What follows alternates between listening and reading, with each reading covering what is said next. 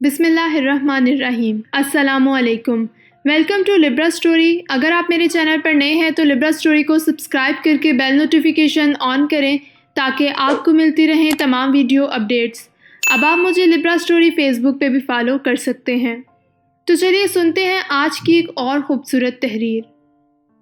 انگریز افسران جنہوں نے ہندوستان میں ملازمت کی، جب واپس انگلینڈ جاتے تو انہیں وہاں پبلک پوسٹ ذمہ دار نہ دی جاتی۔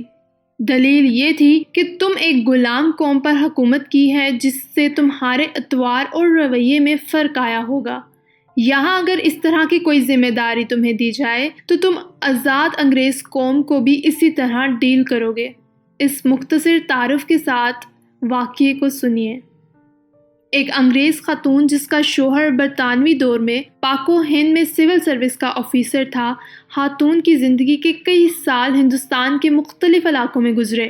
واپسی پر اپنی یادداشتوں پر مبنی بہت سی خوبصورت کتاب لکھی۔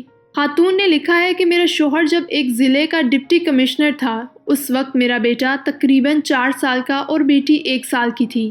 ڈپٹی کمشنر کو ملنے والے کئی ایکڑ پر محیط رہائش گاہ میں ہم رہتے تھے۔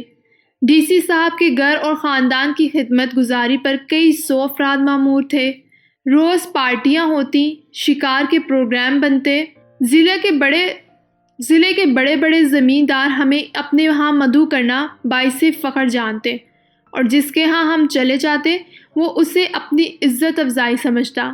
ہمارے ٹھاٹ ایسے تھے کہ برطانیہ میں ملکہ اور شاہی خاندان کو بھی مشکل سے ہی میسر تھے۔ ٹرین کے سفر کے دوران نوابی ٹھاٹ سے آراستہ ایک عالی شان ڈبہ ڈپٹی کمشنر صاحب کی فیملی کے لیے مخصوص ہوتا تھا۔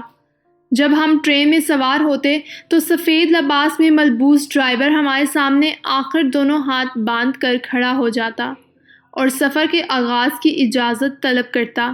اجازت ملنے پر ہی ٹرین چلنا شروع ہوتی۔ ایک بار ایسا ہوا کہ ہم سفر کے لیے ٹرین میں بیٹھے تو روایت کے مطابق ڈرائیور نے حاضر ہو کر اجازت طلب کی۔ اس سے پہلے کہ میں بولتی، میرا بیٹا بول اٹھا، جس کا موڈ کسی وجہ سے خراب تھا۔ اس نے ڈرائیور سے کہا کہ ٹرین نہیں چلانی۔ ڈرائیور نے حکم بجا لاتے ہوئے کہا کہ جو حکم چھوٹے صاحب۔ کچھ دیر بعد صورتحال یہ تھی کہ اسٹیشن ماسٹر سمیت پورا عملہ جمع ہو کر میرے 4 سالہ بیٹے سے درخواست کر رہا تھا، لیکن بیٹا ٹرین چلانے کی اجازت دینے کو تیار ہی نہیں ہوا۔ بالآخر بڑی مشکل سے میں نے کئی چاکلیٹس دینے کے وعدے پر بیٹے سے ٹرین چلوانے کی اجازت دلوائی تو سفر کا آغاز ہوا۔